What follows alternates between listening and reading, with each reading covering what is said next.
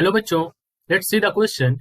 N astronomical refractive telescope has an objective of focal length 20 metre and an eyepiece of focal length 2 centimetre. ठीक है, तो यहाँ पर astronomical refractive telescope है जिसमें ऑब्जेक्टिव फोकल लेंथ है 20 मीटर और आईपीस की जो है इट इज 2 सेंटीमीटर.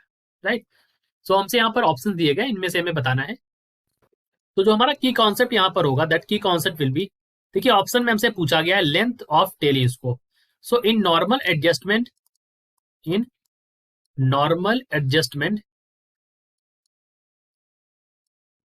जो लेंथ ऑफ टेलीस्कोप होती है हमारी, लेंथ ऑफ टेलीस्कोप जिसको हम एल से रिप्रेजेंट करते हैं यहां पर. So length of telescope that is L is equal to f o focal length of objective plus focal length of eyepiece. F o और एफ ई क्या है? Focal length of objective and focal length of eyepiece. ठीक है, और जो magnification होता है हमारा उसको हम कैसे निकालते हैं? So magnification is equal to, magnification निकालने के लिए हम क्या करते हैं?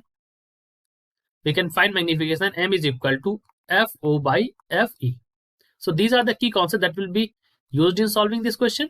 So we will use them. So this is for the length and this is for the magnification. So option number A अगर आप देखें, उन्होंने कहा है length of the telescope is 20.02 metre. तो देखिए फोकल लेंथ ऑफ ऑब्जेक्टिव जो है यहाँ पर 20 मीटर दे रखी है. फोकल लेंथ ऑफ आईपीस जो है वो 2 सेंटीमीटर दे रखी है, यानी कि 0.02 metre.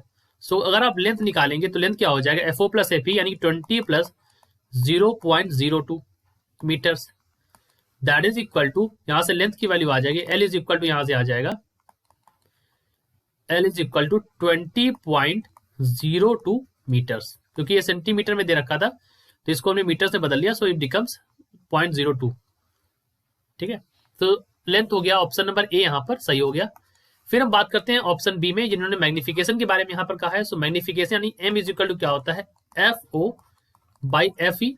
That is equal to, यहां से रखेंगे. सो एफ ओ की वैल्यू आप जानते हैं कितनी है? ठीक है, तो हमने 20 रख दी. और एफ ई की वैल्यू कितनी है? 0.02. यहां से टाइप करेंगे तो यहाँ पर 00 और ये हो जाएगा 1000. सो ऑप्शन नंबर बी भी यहाँ पर सही है कि मैग्निफिकेशन इज इक्वल टू 1000. अब देखिए जो एस्ट्रोनॉमिकल रिफ्रैक्टिव टेलीस्कोप होता है उसमें जो इमेज बनती है, so it is important that image formed is inverted. इसमें जो इमेज बनती है इज इन्वर्टेड. ठीक है, ये किसके केस में? एस्ट्रोनॉमिकल रिफ्रैक्टिव टेलीस्कोप के केस में. Refractive telescope